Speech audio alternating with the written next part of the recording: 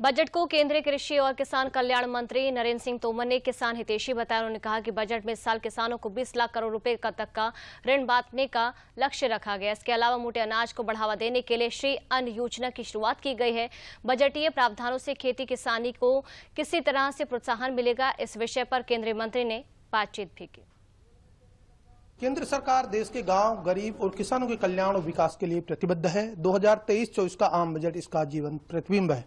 बजटीय प्रावधान और कृषि पर किए गए प्रावधानों के विषय पर बात करने के लिए हमारे साथ मौजूद है केंद्रीय कृषि एवं किसान कल्याण मंत्री नरेंद्र सिंह तोमर। सर, किसानोन्मुखी बजट अगर हम इसको कहें, आपकी क्या प्रतिक्रिया है? स्वाभाविक रूप से मोदी जी के नेतृत्व में जब भी बजट आया है तो कृषि के पक्ष को बहुत ही गंभीरता से ध्यान दिया गया है और इस बार भी कृषि एवं कृषि शिक्षा का बजट ये 1,25,000 करोड़ रुपए का है। मैं समझता हूं कि गत वर्ष से बढ़ोतरी भी अधिक है और इस बार विशेष रूप से कृषि के क्षेत्र में जो टेक्नोलॉजी का उपयोग आज आवश्यक महसूस किया जा रहा है। इससे कृषि उन्नत कृषि के रूप में भी तब्दील होगी और लागत में भी निश्चित रूप से कमी आएगी।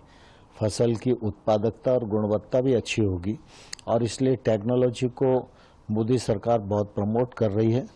इस टेक्नोलॉजी में मदद करने के लिए 600 करोड़ रुपए का प्रावधान इस बार रखा गया है। हम डिजिटल एग्रीकल्चर मिशन पर काम कर रहे थे। उसके लिए बजट हमारे पास पिछले बार 70 करोड़ था, प्रारंभिक अवस्था में वो था। अब बजट में आज डिजिटल एग्रीकल्चर मिशन को स्वरूप दिया गया है और 450 करोड़ रुपया उसके लिए प्रावधान किया गया है। लेकिन हम प्राकृतिक खेती पर भी काम करें और इसके लिए निश्चित रूप से 460 करोड़ रुपया रखा गया है। केसीसी के माध्यम से जो ऋण मिलता है उसमें पशुपालन हो, मत्स्य पालन हो, कृषि करने वाले किसान हो, इसकी सीमा को भी बढ़ाकर 20 लाख करोड़ रुपया किया गया है। कृषि स्टार्टअप्स को प्रोत्साहन देने के लिए 500 करोड़ रुपए का प्रावधान किया गया है। आज मिलेट्स का नया नाम बजट में उल्लेख हुआ है, श्री अन्न बाजरा, श्री अन्न ज्वार, श्री अन्न रागी।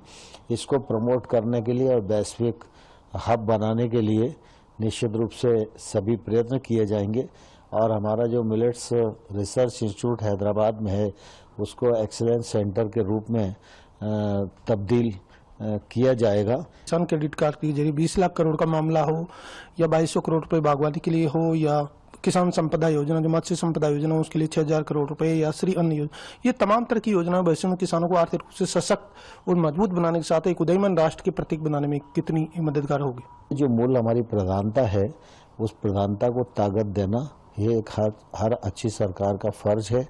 इसलिए चाहे फसल का मामला हो, चाहे हॉर्टिकल्चर का मामला हो, चाहे मिलेट्स का मामला हो, चाहे पशुपालन और फिशरीज का मामला हो, सभी दिशाओं में एक साथ प्रयास किए गए हैं।